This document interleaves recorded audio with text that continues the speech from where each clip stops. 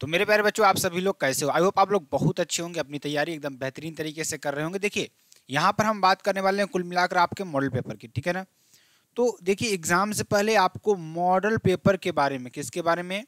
Model paper के बारे में समझना आपके लिए बेहद इंपॉर्टेंट हो सकता है, ठीक है ना? यहाँ पर हम बात करेंगे 2023 सेट नंबर 2 की बात करेंगे, और जो बच्चे अगर पढ़े होंगे तो एक बार फिर से अच्छी तरीके से रिवीजन करेंगे और अच्छी तरीके से चीज़ों को समझने का प्रयास करेंगे, ठीक है ना? ऐसा नहीं है, यहाँ से क्वेश्चन आपके उठाए जाएंगे एग्जाम में, यहाँ से क्वेश्चन आपके आने की संभावनाएं हैं, इसलिए यहाँ पर जो मॉडल पर दिया जा रहा है ना, ये मॉडल पर आपके लिए बेहद इंपॉर्टेंट है, ठीक है ना? अगर मैं आपसे कह दूं मेरे प्यारे भैया लोग, मेरे प्यारे बच्चे लोग, अगर आप इस वीडियो को देख रहे हैं ना, तो आपको यहाँ पर फुल जानकारी मिलेगी, पूरी की पूरी जानकारी मिलेगी कि आपको यहाँ पर किन चीज़ों को पढ़ना है, किन चीज़ों पर ज़्यादा से ज़्यादा आपको समय देना है, ठीक है ना? ये चीज़ आप यहाँ पर आपको समझ में आएगी, ठीक है ना? तो आप लोग बस इत्मीनान से अच्छी तरीके से जुड़े रहिएगा और अच्छी तरीके से मॉडल पेपर को समझने का प्रयास करिएगा, ठीक? तो 316 ZW फुल सोल्यूशन आपका इसमें मिलेगा, ताकि आपको कोई दिक्कत ना हो, ठीक? तो फुल सोल्यूशन आपको इसमें दिया जाएगा, ठीक है ना? फुल सोल्यूशन आपको दिया जाएगा, और ये पेपर आपका होने वाला है समय 3 घंटे और 15 मिनट का पूरा मॉडल पेपर होने वाला है, ठीक? इसमें कोई दिक्कत नहीं है, आपको समझनी बातें समझ में आ रही है आपको? और जो इसमें मैक्सिमम मार्क्स आपको मिलता है, कितना मिलता है? 100 नंबर मिलता है, ठीक? इतना आपको समझ में आएगा। चलिए, हम आगे बात करते हैं, थोड़ा सेक्शन ए की बात करते हैं। सेक्शन ए में देखिए, पहले उससे पहले आपको कुछ इंस्ट्रक्शंस पढ़ा जाएगा। इंस्ट्रक्शंस मतलब समझ रहे हो ना?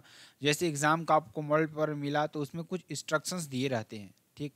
कुछ ना कुछ इंस्ट्रक्शंस दिए रहते हैं, जिसके आधार पर आप मॉडल पेपर को सॉल्व करते हैं, ताकि आप कोई त्रुटि ना कर दें, कोई गलतियां ना कर दें। जैसे इसमें नोट फर्स्ट में दे रखा है, first 15 minutes are allotted to the candidates for read the question paper. शुरू के जो 15 मिनट है ना, वो आपको मॉडल पेपर पढ़ने के लिए दिए जाएंगे, ठीक? मतलब क्वेश्चन पेपर को पढ़ने के लिए दिए जाएंगे।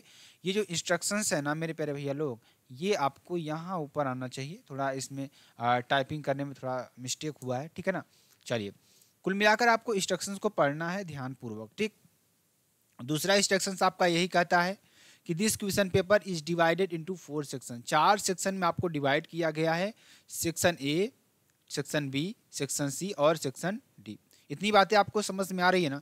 और जो भी चीज़ें आपको इंग्लिश में लग रही है कि मुझे कमज़ोर है या मुझे ज़्यादा मॉडल पेपर प्रैक्टिस कर, देखिए, अगर आपने सिलेबस कंप्लीट कर लिया तो आपके लिए जो प्रैक्टिस सेट है ना, वो बहुत ही इंपॉर्टेंट होता है लास्ट में, ठीक है ना?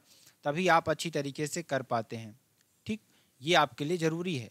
अब देखिए, दूसरे नंबर में कह रहा है कि all questions from all the sections are compulsory. सभी सेक्शंस के सभी क्वेश्चंस करना आपके लिए अनिवार्य होगा। क्या होगा? अनिवार्य होगा, ठीक? Marks are indicated against each question. जो आपके मार्क्स होंगे ना, वो क्वेश्चन के बगल में आपके दिए रहेंगे। अगेंस्ट मतलब बगल में आपको दिए रहेंगे, ठीक? उसके बाद क्या कह रहा है फोर्थ पॉइंट में? तो आपको समझ में आ रहा होगा ना, read the questions very carefully. जो क्वेश्चंस पेपर है ना, उसको बहुत ही केयरफुली तरीके से पढ़िए before you start answering them. Answer देने से पहले आप इसको बहुत ही बेहतरीन तरीके से पढ़िए, ताकि जैसे ही आप कोई क्वेश्चन पढ़ रहे हैं ना, तो क्वेश्चन पढ़ने के बाद आपको ऐसा ना लगे इसमें मुझे कुछ चीज़ समझ में ना आई। अभी आपको आगे हम समझाएंगे चीज़ें, ठीक? अब देखिए, मैं आपको इसमें पार्ट वाइज कराऊंगा। मतलब कहने का मतलब, जैसे आप पार्ट मतलब सेक्शन ए, अगर पार्ट ए की बात करें, सेक्शन ए की बात करें, पार्ट बी की बात करें, सेक्शन बी की बात करें, और सेक्शन सी आपके 4 पार्ट में होगा। अभी ऊपर आपने पढ़ा, ठीक? तो 4 पार्ट में आपका दिया हुआ है। मैं सेक्शन ए और सेक्शन बी को ट्रिक के द्वारा मैं आपको अभी बताऊंगा कैसे आपको सॉल्व करना है, ठीक?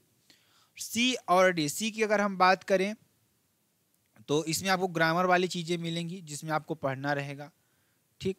ग्रामर आपको मिलेगा। और डी की बात करें तो डी आपका क्या होगा? लिटरेचर का पार्ट होता है। क्या होता है? लिटरेचर का पार्ट होता है पूरा का पूरा, ठीक? इतनी बातें आपको थोड़ा बहुत अच्छी तरीके से समझ में आ गई होंगी।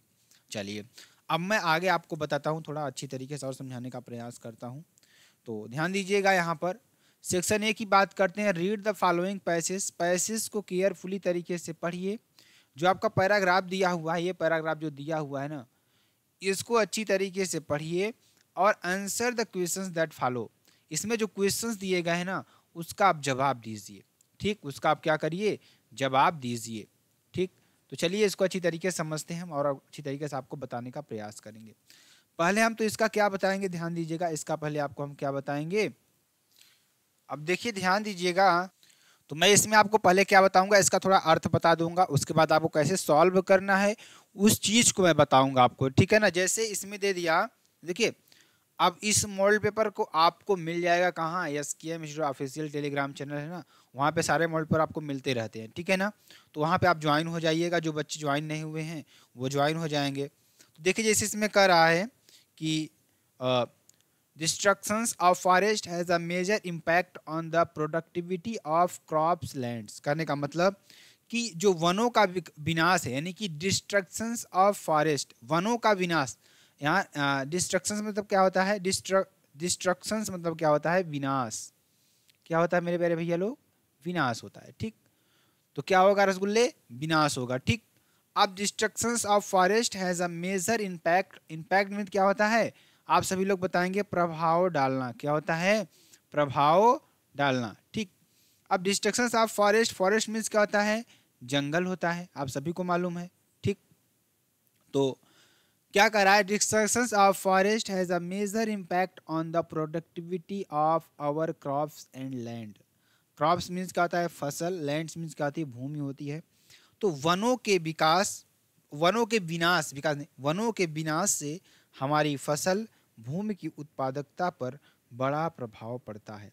जैसे वनों का जो कटाव होता है ना, उससे क्या होगा, जो हमारी भूमि है, भूमि की उत्पादकता पर बहुत बड़ा प्रभाव पड़ता है। This is happens in two ways, यहाँ दो तरीके से घटित होता है, या दो तरीके से होता है। कौन कौन से तरीके हैं, ध्यान दीजिएगा।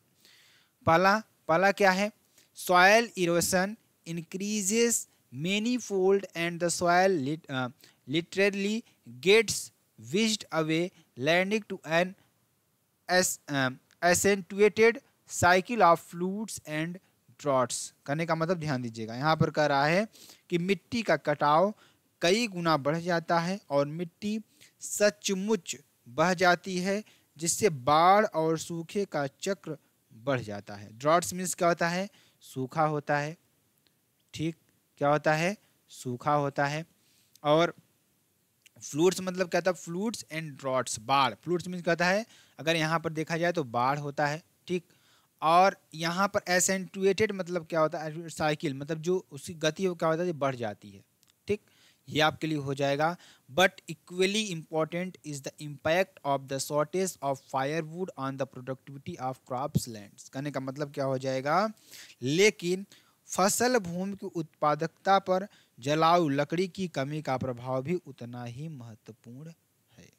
ठीक, मतलब जैसे कि आप घर में खाना बनाते हैं, वो लकड़ी की आपको आवश्यकता होती है, तो लकड़ी आप खाना बनाने के लिए क्या कर देते हैं, लकड़ी को काट लेते हैं। खाना जो आप अपने ज़मीन में क्या किया, फसल को लगाया, फसल लगाने के बाद आपके यहाँ गेहूँ हुआ, आटा हुआ, उसको पकाने के लिए लकड़ी चाहिए।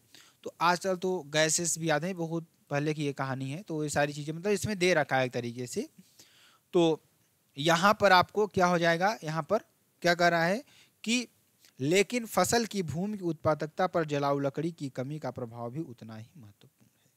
ठीक, कहने का मतलब उसका ये है कि जितना फसल के लिए पेड़ आवश्यक है, उतना जलाऊ लकड़ी हमारे लिए भी आवश्यक है, ये बात कह रहा है। लेकिन हम उसका अदर सोर्स ढूंढ सकते हैं। ठीक है ना। चलिए, अब ये बात रही आपको समझाने की। इतना आपको समझ में आया कि नहीं समझ में आया, कमेंट करके जरूर बता दीजिएगा। अब देखिए मैं आपको बताता हूँ कैसे आपको सॉल्व करना है। जैसे ये आपका पैराग्राफ दे दिया, अब पैराग्राफ में आपको नीचे क्वेश्चन दिया होगा। जैसे क्वेश्चन दे दिया, what are the two disadvantage of the destructions of forest. अब आप अपने से बताएंगे कि जब हम जंगलों का कटाव करते हैं, जंगलों का जब कटाव करते हैं ना, तो उससे दो होने वाले प्रभावों को आपको बताना है। तो अब देखिए, अब आपको कुछ करना नहीं है। जैसे आपको आप निकालेंगे, अर्थ निकालने लगेंगे। ठीक, अर्थ मैंने आपको ऊपर बताया कि आप ऐसे कर सकते हैं। जो बच्चे तेज हैं पढ़ने में, जो अर्थ निकाल सकते हैं वो निकाल ले, कोई बेशक कोई दिक्कत नहीं है। लेकिन जो बच्चे नहीं निकाल पा रहे हैं, कुछ बच्चे ऐसे होंगे जो नहीं निकाल पा रहे होंगे, जो नहीं निकाल पा रहे होंगे। ठीक, तो उन बच्चों के लिए मैं बता दूं, ध्यान दीजिएगा कि जैसे मैं बता दूं निकाल पा रहे हैं, तो यहाँ पर अगर मैं एक चीज़ देखूं तो मैं आपको एक ट्रिक बताता हूं जिससे ये पूरा का पूरा क्वेश्चन आपको सॉल्व हो जाएगा और 15 नंबर आपका फिक्स हो जाएगा। क्या हो जाएगा? फिक्स हो जाएगा। ठीक, ये बात मैं आपको गारंटी के साथ कह सकता हूँ। कैसे? देखिए ध्यान दीजिएगा।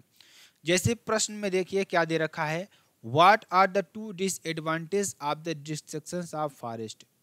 मतलब कि दो डिसएडवांटेज बताइए, मतलब हानि बताइए, दो हानियां बताइए जंगल के कटने का। तो जंगल जब आप काट देते हैं तो उसके दो हानियां बताइए। तो आपको जहां डिसएडवांटेज दिख जाए, जहां डिस्ट्रक्शन दिख जाए, उस पर अगर आपको ढूंढिए। जैसे मैंने ढूंढा कहाँ, यहाँ पर ध्यान दीजिएगा, मैंने यहाँ ढूंढा। ये देखिए डिस्ट्रक्शन पहले ही लाइन में आया हुआ है। तो डिस्ट्रक्शन पहले ही लाइन में आया हुआ है, तो आपको यहाँ लिखना है। कहाँ तक लिखना है मैं आपको थोड़ा बता देता हूँ। तो दो यहाँ पर आपको दो लाभ दिख जाएंगे। पहला सूखा और ड्राट्स आ जाता है, दूसरा बाढ़ की समस्या बढ़ जाती है। तो आप यहाँ से भी लिख सकते हैं, पहला आंसर आप यहाँ से लिखिए और यहाँ तक लिख दीजिए, पूरा कंप्लीट आपका हो जाएगा। ठीक, यहाँ से यहाँ तक आप लिख देंगे तो पूरा आपका आंसर क्या हो जाएगा? कंप्लीट हो जाएगा। इसमें कोई दिक्कत वाली बात नहीं है। ठीक, इस तरीके से आप सभी प्रश्नों को करिए। जैसे मैंने आपको बताया ना, पहला प्रश्न ऐसे करना है आपको। जैसे जिन बच्चों को अर्थ नहीं आ रहा है तो सोचते होंगे सर कैसे करें कैसे ना करें। और जनरली बहुत सारे बच्चों को अर्थ नहीं आता है क्योंकि वो इतना डीपली क्या होते हैं, जो ट्रांसलेशन होता है, मीनिंग्स बहुत सारी आती हैं। तो हालांकि जिन बच्चों को आता है उनके लिए कोई दिक्कत नहीं है। तो इतनी बात आपको समझ में आ गई होगी, इतना आप कर लेंगे, कोई दिक्कत इसमें आपको होने वाली नहीं है। ठीक, तो ये चीज़ तो आप लोग कर ही सकते हैं, इसमें कोई दिक्कत वाली आपको नहीं होने की। ठीक है ना? तो चलिए अब आगे आप बात करते हैं अगले क्वेश्चन की। अगला क्वेश्चन देखिए इसमें क्या दे रखा है। अगला क्वेश्चन में दे रखा है कि what are the major sources of cooking energy. मतलब कि वो कौन कौन से सोर्स हैं जिसके द्वारा हम क्या कर सकते हैं, कुकिंग एनर्जी, मतलब जो जिसके द्वारा खाना पका सकते हैं। ठीक, वो कौन कौन से मेजर सोर्स हैं जिसके द्वारा हम क्या कर सकते हैं, खाना पका सकते हैं। देखिए पहला दे रखा है काउडक। काउडक मतलब क्या होता है? उपली। जो उपली होती है ना, उपली, जिसे आप लोग देहाती भाषा में क्या कहते हैं, ऊपरी। आप लोग की तरफ क्या कहते हैं, उपली भी कहते हैं, कंडा भी कहते हैं। तो अलग अलग जगह पर अलग अलग इसका नाम है, ये आप अपनी तरीके से समझ सकते हैं। ठीक, and crop wastage are the two major sources of cooking energy. मतलब कौन कौन सा है? क्रॉप यानी जो फसल के वेस्टेज हैं दो। ठीक, खरपतवार जैसे हो गए या लकड़ी हो गई, लकड़ियों हो गई। ठीक है ना? तो वो सब जो है ना आपके मेजर सोर्सेस हैं। तो ये प्रश्न तो ऐसे ही आपको समझ में आ रहा है। अगर नहीं समझ में आ रहा है तो आप देखिए कुकिंग एनर्जी आपको जहाँ मिल जाए, मेजर सोर्सेज जहाँ आपको दिख जाए, पैराग्राफ में ढूंढिए। पैराग्राफ में जाएंगे ऊपर तो आप देखेंगे कि कुकिंग एनर्जी या काउडक आपको कहीं मिल जाए, कुकिंग एनर्जी आपको जहाँ मिल जाए वो आपको ढूंढना है। ठीक, तो जैसे यहाँ पर अगर आप देखेंगे तो यहाँ पर कुकिंग एनर्जी यहाँ पर आया ना, तो आप देखिए पैराग्राफ शुरू कर, इन मेनी प्लेसेस, यहाँ से उठाइए और यहाँ तक आप लिख देंगे तो आपका आंसर क्या हो जाएगा, कंप्लीट हो जाएगा ये भी। तो क्योंकि दोनों चीज़ें इसमें आ जाएंगी आपकी, क्रॉप बेस्ड, देखिए क्रॉप बेस्ड और काउ डक। ठीक, तो देखिए वही चीज़ हुआ, यानी इन मेनी प्लेसेस आप और कंट्री, यानी कि हमारे देश में बहुत से स्थानों में क्या होता है, cow duck and crop wastage. जो काउ डक जो उपली होती है और जो काउ वेस्ट होते हैं, मतलब जो उपली होती है और जो घास फूस होते हैं, उसके द्वारा हम खाना को पकाते हैं। तो ये सारी चीज़ें आप समझ रहे हैं। ठीक है ना? तो इस तरीके से भी आप लिख सकते हैं, कोई दिक्कत इसमें आपको, कोई दिक्कत मेरे प्यारे भैया लोग, कोई दिक्कत नहीं होनी चाहिए। चलिए आगे बढ़ते हैं। अब देखिए अगली बात मैं आपको बता दूं, अगला क्वेश्चन ध्यान दीजिएगा। What is the impact of technology of the green revolution of soil. ठीक, तो ग्रीन रेवोल्यूशन मतलब क्या होता है, ग्रीन जो हमारा पर्यावरण पर जो प्रभाव पड़ता है ये पूछ रहा है। ठीक है ना? Technology of the green revolution of soil. ठीक है ना? अब आपको जहाँ ग्रीन रेवोल्यूशन दिख जाए, सॉयल दिख जाए, उस पर अगर आपको ढूंढना है तो यहाँ पर आप देख सकते हैं। तो यहाँ पर देखिए सॉयल दिखा। ठीक, तो आप यहाँ इस पैराग्राफ ढूंढिए, कहाँ से स्टार्ट हुआ, देखिए इन एडिशन से शुरू हुआ है और यहाँ तक आपको पूरा लिख देना है। ठीक, यहाँ तक आपको पूरा लिख देना है, ये आपका आंसर तीसरा कंप्लीट हो जाएगा। तो इस तरीके से आपको ढूंढ ढूंढ के कर देना है, इसमें कोई दिक्कत नहीं होगी। आपको फुल मार्क्स मिलने वाला है। क्या मिलने वाला है? फुल मार्क्स आपको मिलेगा। ठीक, थोड़ा राइटिंग में बना करके अच्छी तरीके से लिखिएगा। तो मेरे प्यारे भैया लोग, ये चीज़ आपको समझ में आई ना? तो आई होप आपको अच्छी तरीके से समझ में आ गई होगी। ठीक, तो ये चीज़ आप कर लेंगे, इसमें कोई दिक्कत आपको नहीं होनी चाहिए, कोई दिक्कत। चलिए आगे आपको बताते हैं, ध्यान दीजिएगा। चलिए आगे, हाउ कैन सॉयल इनरिच, मतलब अब आपको जहाँ दिख जाए इनरीच्ड, मतलब आपको कहीं पर दिख जाए तो इनरीच्ड मतलब यहाँ पे आप पैराग्राफ में देखेंगे, इस पैराग्राफ में देखेंगे। अब देखिए ना, total biomass productions goes to dust train the nutrients for soil, ठीक है ना। और यहाँ पे आपको इनरीच दिख जाए, ठीक, तो उस पैराग्राफ को ढूंढिए। नहीं तो आप क्या करिए, सॉयल इसमें दिख रहा है ना, तो इस पैराग्राफ को उठाइए, इस पैराग्राफ को उठाइए और यहाँ पूरा लिख दीजिए। क्या करिए, यहाँ पर ध्यान दीजिएगा, इस पैराग्राफ को देखिए, इस पैराग्राफ को उठाइए और यहाँ तक पूरा लिख दीजिए। आपका आंसर कंप्लीट, कोई दिक्कत नहीं होगी यहाँ पर आपको।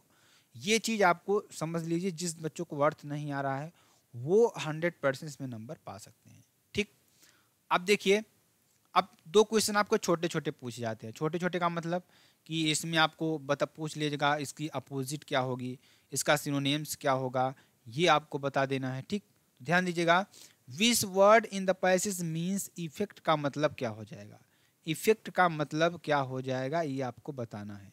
इफेक्ट का मतलब, इफेक्ट मीन क्या होता है, प्रभाव डालना।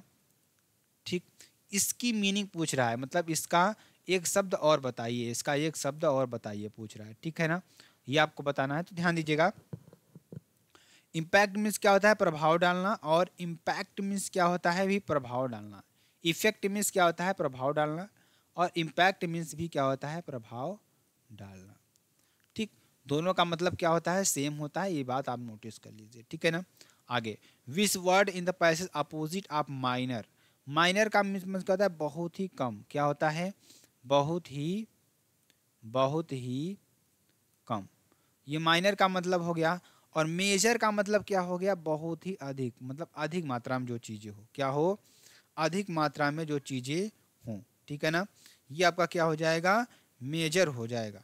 ठीक, ये आपके लिए बेहद इंपॉर्टेंट हो जाएगा, और अधिक मात्रा में जो चीजें हमारे पास हो, ठीक है ना, ये चीज आप लिख लेंगे और बेहद इंपॉर्टेंट है, ठीक है ना। What does the phrase biomass mean in the passage, इस पैसेज में बायोमास का क्या मतलब है ना, ये आपको बताना है मेरे प्यारे भैया लोग। बायोमास का क्या मतलब है ये आपको बताना है, और अच्छी तरीके से, ठीक है ना। चलिए, the phrase biomass means, biomass का मतलब क्या हो जाएगा, in the produce generated by the land ecosystem in the form of plant and crop wastage, animal waste like a cow dung etc। Biomass का मतलब क्या हो गया कि जो जैव एनर्जी है, जैव ऊर्जा है, ठीक, जैव ऊर्जा का उपयोग करके हम अपने इकोसिस्टम को कैसे बना रख सकते हैं, कैसे बरकरार रख सकते हैं, वो सारी चीज़ें इसमें लिखना होगा। कोई दिक्कत?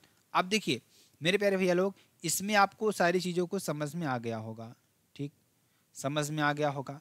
तो आप क्या करेंगे, ध्यान दीजिएगा, इसको प्रयोग मतलब इसका क्या करें, आप रिवीजन करते हैं। आप पैराग्राफ उठाइए, अपने बुक में देखिए, अपने किताब में देखिए, बहुत सारे पैराग्राफ दिए होंगे। तो आप क्या कर सकते हैं, वहाँ से पैराग्राफ को उठाइए और अपने वहाँ से आप आंसर को लिखना शुरू कर दीजिए। इस तरीके से आप ट्रिक बनाना शुरू कर दीजिए, ठीक है ना। तो ये चीज़ आपको समझ में आ रही होगी। चलिए आगे हम बात करते हैं, सेक्शन बी की बात करते हैं। और सेक्शन बी में क्या आता है हमारे पास, राइटिंग आती है। क्या आती है, राइटिंग। अब मैं राइटिंग का भी आपको ट्रिक बता, क्योंकि अभी आपके पास टाइम है, 22 फरवरी से आपका एग्ज़ाम है ना। तो आप क्या करेंगे, देखिए मैंने आर्टिकल तो बताया हुआ, बहुत सारे आर्टिकल मैंने करवाए हुए हैं, बहुत सारे आर्टिकल मैंने करवाए हुए हैं। तो ये आर्टिकल आपसे पूछता है, जैसे इसमें कह रहा है कि right an article on any one of the following topics in about 100 to 150 words. मतलब किसी एक टॉपिक को उठाइए, उसमें क्या करना है मेरे प्यारे भैया लोग, उसमें कह रहा है कि इस पर आप एक लेख लिखिए या आर्टिकल लिखिए, ठीक। तो ये आपको बताना है, तो ध्यान दीजिएगा, बहुत ही इम्पोर्टेंट है, बहुत ही महत्वपूर्ण है आपके लिए। जैसे इसमें आपको 3 टॉपिक देगा, 3 टॉपिक दे दिया। जैसे पहला दे दिया, ए नंबर आपका क्या दे दिया, एजुकेशन दे दिया, एजुकेशन दे दिया, ठीक। दूसरा नंबर दे दिया आपका, दूसरा नंबर दे दिया वुमेन्स एजुकेशन दे दिया, वुमेन्स एजुकेशन या साइंस पर दे दिया, ठीक, साइंस पर आपको दे दिया, कोई आर्टिकल लिखे आप। या पॉपुलेशन पर दे दिया, क्या दे दिया, पॉपुलेशन पर आपका दे दिया कि आप एक आर्टिकल लिखिए। तो आप कैसे करेंगे, आप अपने से हमेशा जुड़िएगा उसको। जैसे आप कोई चीज़ लिख रहे हैं, लेख लिख रहे हैं, अगर आप उसको समझ रहे हैं, आर्टिकल मीन्स क्या होता है कि किसी चीज़ पर आपको अपना विचार देना है, अपना सुझाव देना है कि ये चीज़ ऐसे हो रही है, क्या करना है। देखिए आर्टिकल का मतलब क्या होता है, मतलब अगर मैं आपको बताऊं, थोड़ा ध्यान समझिएगा, यहाँ पर ध्यान समझने का प्रयास करिएगा मेरे प्यारे भैया लोग। अगर मैं आपको कहूँ कि आर्टिकल का मतलब क्या होता है, किसका, आर्टिकल का मतलब क्या होता है कि इसका तो हिंदी क्या होता है, लेख लिखना। क्या होना है, लेख लिखना। जैसे मैंने आपको कह दिया कि अपने बारे में कोई आर्टिकल आप लिखिए, किसी के बारे में आर्टिकल छपता है, आप अखबार में देखते होंगे आर्टिकल छप रहा है, इस पर आर्टिकल आया, किसी ने कुछ कर दिया उस पर एक आर्टिकल बनाया, मतलब उसमें एक हेडिंग बनाएंगे और उसके विषय में जो जो चीज़ें रहेंगी उसको लिखने का प्रयास करेंगे।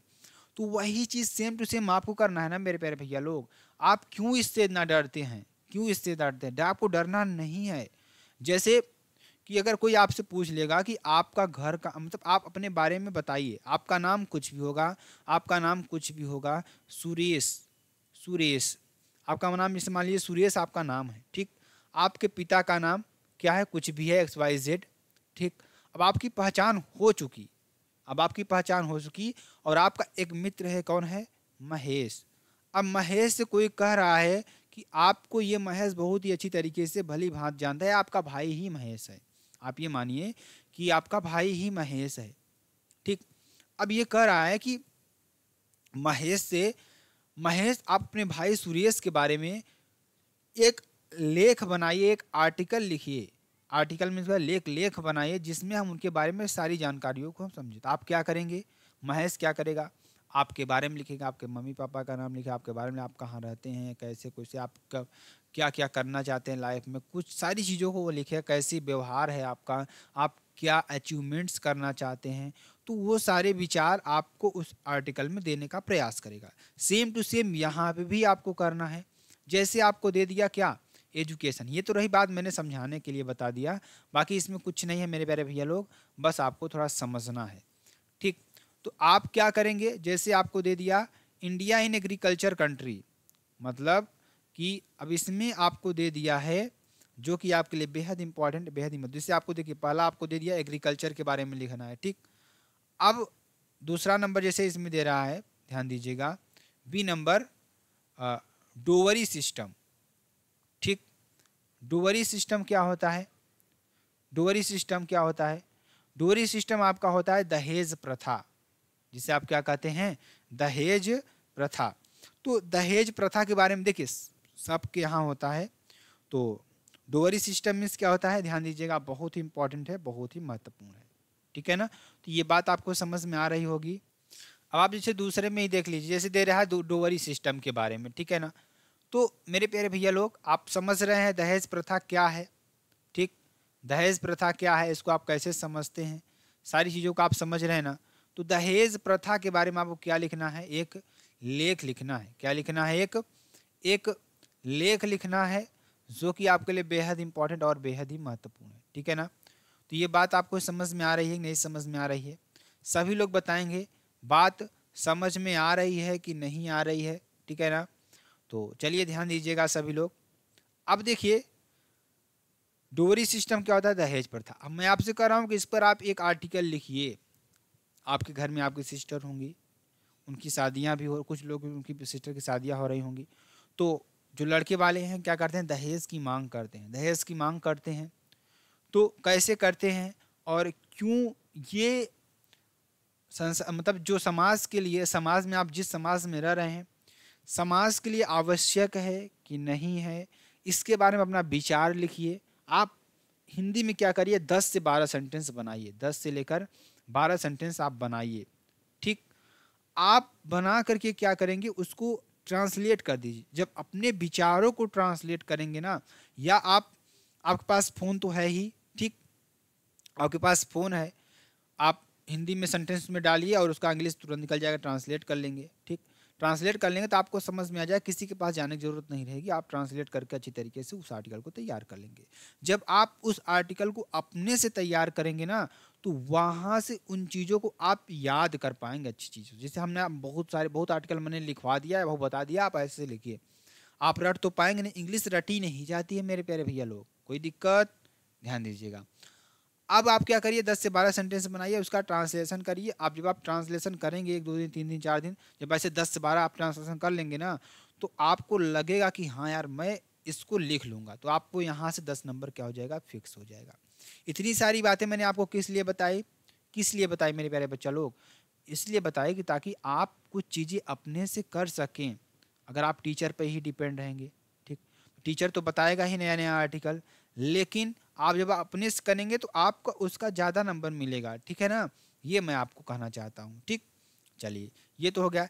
इसी तरीके से आपका क्या आता है मेरे प्यारे भैया लोग, जैसे देखिए 30 नंबर दे दिया, free fair print and electronic media to need of the time. ठीक, free and fire print and electronic media the need of time. ठीक, इस समय हमें इलेक्ट्रॉनिक मीडिया की जो आवश्यकता है और जो उससे डर है, ठीक, और इससे हम कैसे फ्री रह सकते हैं, उन सारी चीज़ों के बारे में आप ये लिखेंगे, एक आर्टिकल लिखेंगे। तो ये भी चीज़ आपको समझ में आ रही है ना। कुल मिलाकर आपको इलेक्ट्रॉनिक मीडिया पर ही बारे में आपको लिखना है। ठीक, इस तरीके से आप कर सकते हैं। चलिए कोई दिक्कत, चलिए आगे आपको बताते हैं। अगला तीसरा नंबर आपके सामने क्या आता है मेरे प्यारे भैया लोग, क्या आता है, write a letter to the editor of national daily expressing your concern against unfair practices in competitive examinations. ठीक, अनफेयर मीन्स क्या होता है, अनफेयर प्रैक्टिसेस, बिना डरे हुए प्रैक्टिसेस करिए। कम्पिटिटिव एग्जाम में जो बच्चे तैयारी करते हैं ना, अभी आप लोग 12 में हैं, तो जब आप पास आउट होंगे ना यहाँ से, जब आप पास आउट होंगे तो आप भी किसी ना किसी कंपटीशन की तैयारी करने के लिए जाएंगे, बाहर पढ़ने लिखने जाएंगे। जब आप वहाँ भीड़ देखेंगे ना तो आप डर जाएंगे कि यार इतनी ज़्यादा भीड़ है, अगर 500 वैकेंसी आई, 50 लाख फॉर्म भरे जाएंगे, 10 लाख फॉर्म भरे जाएंगे, तो आप उसमें से कैसे कम्पीट कर पाए, क्योंकि हर कोई बच्चा अपने लिए तैयारी करना चाहता है, अपने बेहतर साबित करने का प्रयास करता है उस समय। तो आप उसमें से कैसे उनको कम्पीट कर पाएंगे ना, वो चीज़ आपको यहाँ पर लिखना है। इसीलिए मैं आपसे कह रहा हूँ कि मैं प्रोफार्मा आपको बना कर दूंगा, लेकिन जो शब्द होंगे वो आपके अपने होंगे। ये मेरी बात नोट कर लीजिए, मैं बहुत बता दूंगा, आप नहीं कर पाएंगे, ठीक है ना। तो यहाँ पे आप देखिए, ये प्रोफार्मा मैं आपको दे दूंगा। ठीक, टू द एडिटर नव भारत टाइम्स, और जिस अखबार के को आप लिखना चाहते हैं यहाँ उनका एड्रेस डाल दीजिए, डियर सर या मैडम। ठीक, ये आपको लिख देना है, और नीचे लिखना है जो भी आपका कंसर्न हो इसके बारे में, वो सारी चीज़ों को यहाँ पर नीचे। वही चीज़ मैंने कहा 10 से 12 सेंटेंस आप बनाए, थोड़ा मेहनत करिए, 1 2 दिन में आपका कंप्लीट हो जाएगा। एक मतलब 3 दिन में मैंने आपको 15 10 10 मतलब आपको कितने नंबर, 35 नंबर कंप्लीट आपको 100% सिक्योरिटी के साथ आपको मिल जाएगा। ये मेरा वादा है, ठीक है ना। तो ये चीज़ आप कर पाएंगे ना। चलिए आगे चलिए, इसका तो खत्म। आप देखिए आता है आपका क्या, सेक्शन सी आता है। क्या आता है, सेक्शन सी आता है। देखिए एक आता है लेटर लिखने के लिए भी आता है। आप कहेंगे सर छोड़ दिए, देखिए, write a letter to the principal of your college requesting him to arrange curricular activities and regular intervals. मतलब कि जो इंटरवल्स होगा ना, तो उसमें आप कुछ मतलब कि करिकुलर मतलब कुछ ऐसी एक्टिविटीज़ कराइए, ठीक है ना। एक्टिविटीज़ कराइए, मतलब एक्टिविटीज़ कराने के लिए आप उसको अपने कॉलेज के प्रिंसिपल को क्या करना है, रिक्वेस्ट करें। जैसे आप कॉलेज में पढ़ने जाते हैं तो आप इंटरवल में आप खाना पीना खाते हैं, अपने से खेलने लगते हैं, तो कुछ एक्टिविटीज़ हो वहाँ पर टीचरों के द्वारा भी, तो वहाँ पर आपको ये बात बोली जा रही है। ठीक, चलिए आगे, ये आपको प्रोफार्मा लिख देना है, और यहाँ से आपको पूरा क्या करना, नीचे अपने से आपको करना है, ठीक है ना। ये बात आपको समझ में आ गई होगी। अब हम सेक्शन बी की बात करते हैं। तो सेक्शन बी को देखते हैं, जो कि आपके लिए बेहद इंपॉर्टेंट है और बेहद ही महत्वपूर्ण चीज़ है ये आपके लिए, ठीक है ना। तो चलिए ध्यान दीजिएगा, क्या हो जाएगा, सेक्शन सी के बारे में बात करते हैं। ठीक, तो सेक्शन सी क्या आपका ग्रामर है, क्या है, ग्रामर है। तो अब देखिए, अब ग्रामर में पहला देखिए दे रखा है, चूज द करेक्ट ऑप्शन। क्या कर रहा है, ध्यान दीजिएगा, यहाँ पर पहला क्वेश्चन क्या कर रहा है, ध्यान समझिएगा। ठीक, और पहला प्रश्न क्या कर रहा है, choose the correct option to the answer following questions. इस मतलब 4 ऑप्शन आपको इसमें दिए रहेंगे, किसी एक सही ऑप्शन को आपको टिक करना है। One who does not believe in the extensions of God is, मतलब वह जो भगवान की जो यानी बिलीव नहीं करता, मतलब भगवान है या नहीं है, जो विश्वास नहीं करता कि भगवान का कोई अस्तित्व भी यहाँ पर है, उसे हम क्या कहेंगे? एथीस्ट कहेंगे। क्या कहेंगे? एथीस्ट कहेंगे, जिसे आप हिंदी में क्या कहते हैं? नास्तिक कहते हैं। ठीक, चलिए। The phrase act upon means, ठीक, the phrase act upon means का मतलब क्या होता है मेरे प्यारे बच्चों लोग? अगर इसके आंसर की बात करें तो यहाँ पर, अगर इसके आंसर की हम बात करें तो यहाँ पर क्या हो जाएगा मेरे प्यारे बच्चा लोग, मेरे प्यारे भैया लोग? यहाँ पर क्या हो जाएगा? इसका मतलब क्या हो जाएगा? To conduct. क्या करना? To conduct. ठीक है ना, ये आपके लिए हो जाएगा। ठीक है ना, तो समझ में आया? चलिए, अब द सिनोनिम्स ऑफ कंट्रोवर्सी क्या पूछ रहा है? सिनोनिम्स पूछ रहा है, मतलब समानार्थी शब्द पूछ रहा है। क्या पूछ रहा है? समानार्थी शब्द पूछ रहा है। किसका? कंट्रोवर्सी। कंट्रोवर्सी में से क्या होता है? समानार्थी, मतलब विरोधा। कंट्रोवर्सी में क्या होता है? किसी का विरोध करना। अब इसका समान अर्थ क्या होगा? डिस्प्यूट। डिस्प्यूट मीन्स क्या होता है? विरोध करना। ठीक है ना। Antonyms of better, better means क्या होता है? अच्छा होता है। ठीक, इसका आपको क्या लिखना है? एंटोनिम्स, यानी विपरीत शब्द आपको लिखना है। क्या लिखना है? विपरीत शब्द आपको इसका लिखना है। तो क्या हो जाएगा यहाँ पर? इसका विपरीत शब्द हो जाएगा वर्स। बेटर मीन्स अच्छा, वर्स मीन्स क्या होता है? खराब। अगला question, Sardar Patel was one of the greatest man of India. तो क्या हो जाएगा? Which word in the sentence is an error. इस सेंटेंस में इरर क्या है ये आपको बताना है। तो इरर किस में है? मैन में आपको इरर है, मतलब the Sardar Patel was one of the greatest man of India. ठीक है ना, तो यहाँ पर आपका हो जाएगा। चलिए, change any one of the following indirect speech में आपको चेंज करना है। Sita said to Rita are you well, क्या आप अच्छे हो? तो सीता आस्क्ड रीटा, सीता जो है आस्क्ड रीटा, रीता से कहती है कि वेदर सी वाज वेल। ठीक, ये आपके लिए हो जाएगा। The shopkeeper said to me, shopkeeper ने मुझसे कहा, do not stand in front of my shop, मेरी दुकान के सामने मत खड़े होइए। तो यहाँ पे क्या हो जाएगा? The shopkeeper forbid me to stand in the front of shop, ये आप कर लेंगे। ठीक है ना, इसका आप कर लेंगे। अगला question, combine any one of the following directed, किसी को कंबाइन करना है। तो देखिए, कुल मिलाकर आपको बताना है, जो मॉडल पेपर है आपके लिए, मॉडल पेपर दे रखा है, तो मॉडल पेपर को कैसे सॉल्व करेंगे ये चीज़ मैं आपको बता रहा हूँ। और ध्यान दीजिएगा, इस मॉडल पेपर के जो प्रश्न दिए हुए हैं सारे प्रश्नों को भी आपको लिख लेना है, अच्छी तरीके से समझ भी लेना है। ठीक है ना, चलिए ध्यान दीजिएगा, आगे मैं आपको बताता हूँ। दे रखा है, कंबाइन करना है इसको। तो क्या है पहला sentence? My friend not intelligent, मेरा मित्र क्या है? इंटेलिजेंट नहीं है। My friend is not diligent. ठीक, तो इसका कंपाउंड बनाना है। तो my friend is neither intelligent nor diligent. ठीक, ये आपके लिए हो जाएगा। ठीक, न ही बुद्धिमान है और ना ही डिलीजेंट है। डिलीजेंट मतलब क्या होता है? समझ रहे हो ना? डिलीजेंट मतलब क्या होता है? डिलीजेंट अगर मैं आपको बता दूं यहाँ पर, तो यहाँ पर अगर देखिए डिलीजेंट का मतलब क्या होता है, तो आप सभी लोग बताएंगे डिलीजेंट का मतलब क्या होता है। डिलीजेंट का मतलब क्या होता है? क्या होता है मेरे प्यारे भैया लोग? परिश्रमी। क्या होता है? परिश्रमी। न ही इंटेलिजेंट, इंटेलिजेंट मीन्स क्या होता है? तेज। ठीक, या बुद्धिमान। क्या? बुद्धिमान। इसका मतलब क्या होता है? बुद्धिमान भी होता है। न ही बुद्धिमान है और न ही परिश्रमी है। अगला ध्यान दीजिएगा, अगला क्या है मेरे प्यारे भैया लोग?